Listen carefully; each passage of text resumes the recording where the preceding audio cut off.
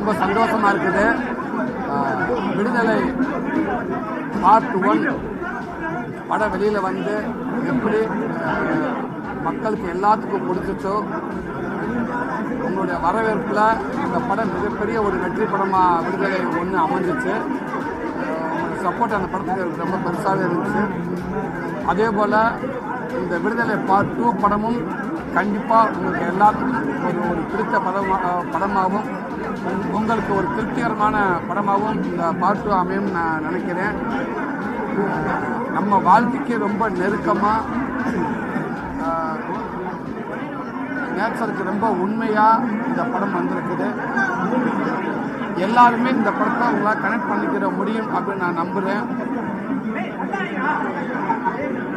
Commercial, அதே கமர்ஷியலை தாண்டி இந்த படத்துக்குள்ளே மக்கள் தெரிஞ்சுக்க வேண்டிய அரசியல் எல்லா விதத்திலுமே இந்த படம் ஒரு பிடித்த படமாகவும் திருப்திகரமான படமாகவும் எல்லாருக்கும் பிடிக்கும். கண்டிப்பாக படம் முடிஞ்சு வரப்ப ஒரு பெயின்ஃபுல்லாக படமாக இது உங்களுக்கு இருக்குன்னு நான் நம்புகிறேன்.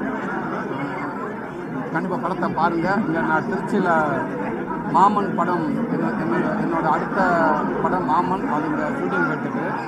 ஸோ இன்றைக்கி திருச்சி என்னோட ரசிகர்கள், என் அண்ணன்கள், என்னோட அன்பு தம்பிங்க எல்லாருமே அது என்னோடய படங்கள் எல்லாத்துக்குமே அவங்க செலிப்ரேட் பண்ணுறாங்க. இது அவங்க படமாக நினச்சி கொண்டாடுறாங்க.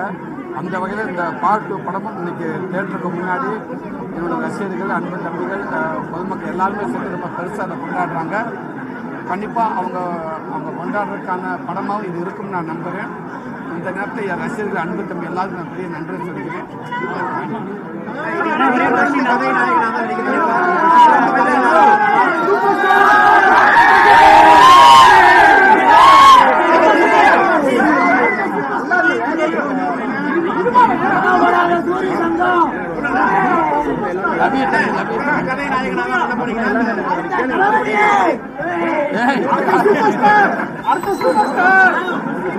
பொங்கல் உறுப்பினர்கள் நல்லது இல்லை, அது கண்டிப்பான கதை நாயனாக எல்லா படமும் வருது.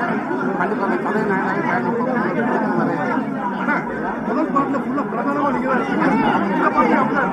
இல்லை நீங்கள் கண்டிப்பாக படம் பாருங்க தெரியும். முதல் படத்துக்குள்ள நான் இருந்து வாத்தியார் எல்லாமே எதிர்நோக்கி இருக்க வாத்தியார் யாருங்கிறது இந்த படத்தில் வாத்தியார் யாரோட வாழ்க்கை இருக்கும், நானும் இருப்பேன்.